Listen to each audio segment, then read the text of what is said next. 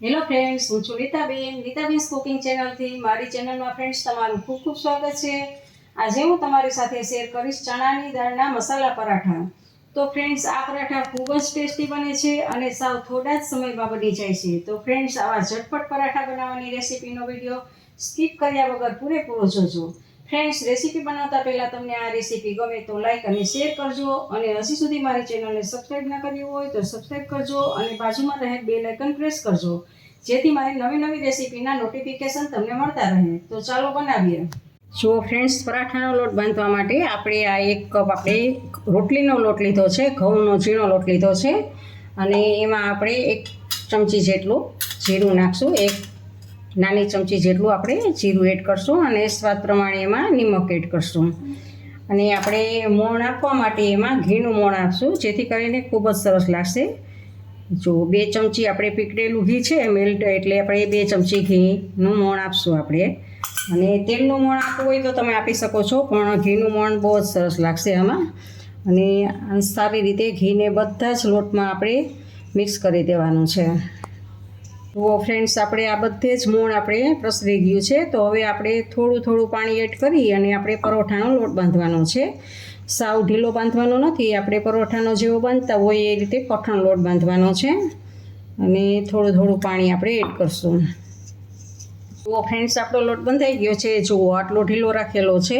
હવે આપણે ઉપરથી અડધી ચમચી આપણે ઘી એડ કરી અને આપણે લોટને સેટ થવા મૂકવાનો છે. બધી જ બાજુ ઘીને લગાડી દેવાનું છે.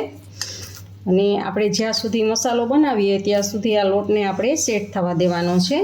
એટલે ફ્રેન્ડ્સ, આપણે પહેલાં જ લોટ બાંધી લેવાનો હોય છે. મસાલો થાય ત્યાં સુધીમાં આપણો લોટ સરસ સારી રીતે સેટ થઈ જાય. તો ફ્રેન્ડ્સ, મસાલો બનાવવા માટે આપણે ચણાની દાળના પરાઠા બનાવવાના છે. તો આપણે તૈયાર રેડીમેડ જ આવી આપણે ચણાની દાળ મસાલાવાળી લીધી છે.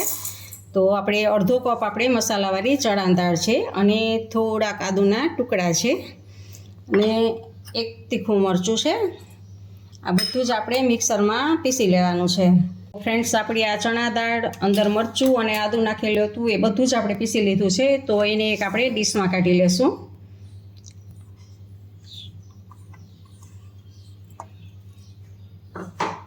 હવે ફ્રેન્ડ્સ, આપણે મસાલાવાળી દાળ હતી એટલે એમાં નિમકની તો બહુ જરૂર નહીં પડે. આપણે થોડુંક અમથું નિમક એડ કરશું એમાં.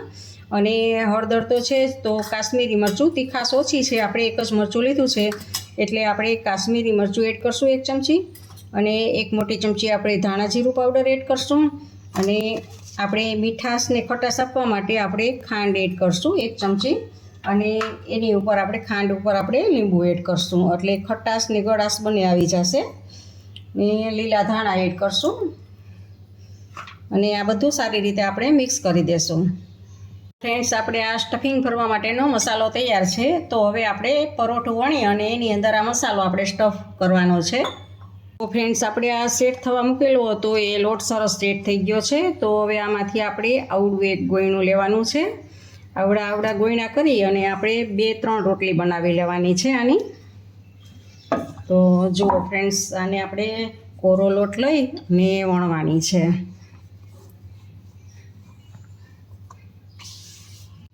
જુઓ ફ્રેન્ડ્સ, આવી પતલી મેં આમાં 3 રોટલી એમાંથી બનાવેલી છે. હવે આમાંથી આપણે 1 રોટલી લેશું, પાટલા ઉપર રાખશું અને એની ઉપર આપણે ઘી લગાવશું, જેથી કરીને આપણો મસાલો સારી રીતે ચોંટી જાય રોટલી સાથે. તો જુઓ, ઘી લગાવી લીધું છે અને હવે આપણે એમાં મસાલો એડ કરશું. તો જુઓ ફ્રેન્ડ્સ, આપણે આ મસાલો જુઓ આ બધે જ આમ લગાડી દઈએ. જુઓ, બધે લગાડી દેવાનો છે. અને હવે એની ઉપર આપણે આ બીજી રોટલી રાખવાની છે. એની ઉપર પણ આપણે ઘી લગાડશું, જેથી કરીને આપણી રોટલી એમાં સરસ રીતે મસાલો ચોંટી જશે.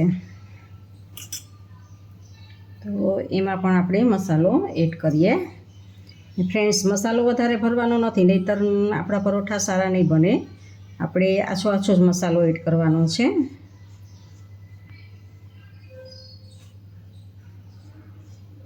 જો આ મસાલો બધી જ એપ્લાય કરી દીધો છે.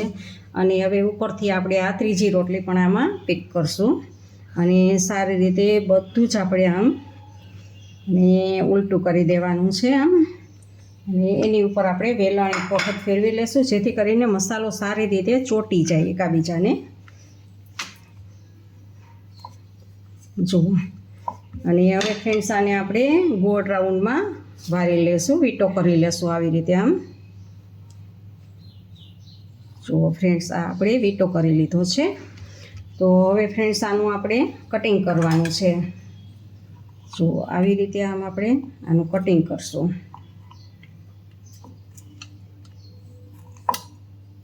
જુઓ ફ્રેન્ડ્સ, આપણે આવી રીતે આમ અલગ બધું કરેલું છે. તો હવે આનું આપણે આમ આવી રીતે આમ કરી અને આમ પ્રેસ કરી દેવાનું છે. આ આપણું રોટલી પરોઠું વણવા માટેનું ગોળનું મસાલાવાળું તૈયાર થઈ ગયું છે. જુઓ આમ સીધે સીધું આમ ઊભું રાખી અને પ્રેસ કરી દેવાનું હથેળીની મદદથી. જુઓ આવી રીતે આમ. હવે ફ્રેન્ડ્સ, નીચે આપણે એક કોરો લોટ લેવાનો છે અને ઉપર પણ થોડોક કોરો લોટ લેશું. અને આની આપણે પરોઠા વણવાના વેલાણાથી આપણે વણી લેવાનું છે. જુઓ ફ્રેન્ડ્સ, અંદર જો આપણા મસાલો કેવો દેખાય છે, એકદમ સરસ આપણા ચણાની દાળના પરોઠા બનશે. જુઓ અંદર બધો જ આપણો મસાલો દેખાય છે. અને આ પરોઠાને આપણે સરસ પાતળા એવા વણશું.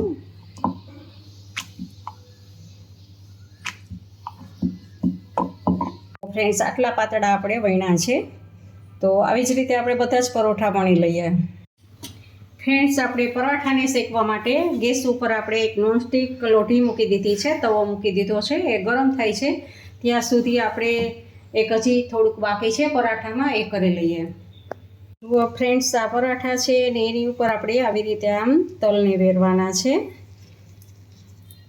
અને આપણે આ મેજિક મસાલા છે એને પણ ઉપર આપણે સ્પ્રિંકલ કરવાનો છે.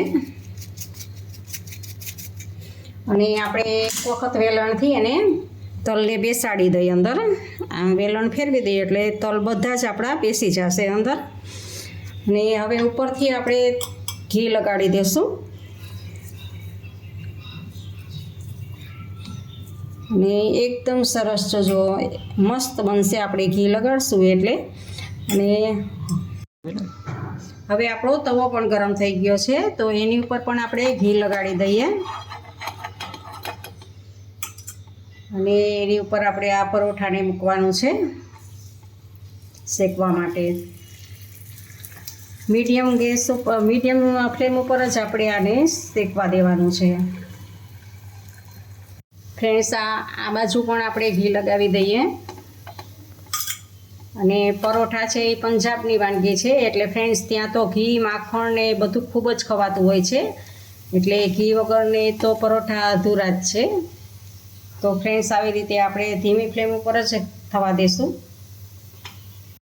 જો ફ્રેન્ડ્સ, આપણું પરોઠું થઈ ગયું છે, બંને બાજુ આપણે શેકાઈ ગયું છે. તો એને એક પ્લેટમાં લઈ લેશું. આવી જ રીતે આપણે બધા જ પરોઠા બનાવી લઈએ.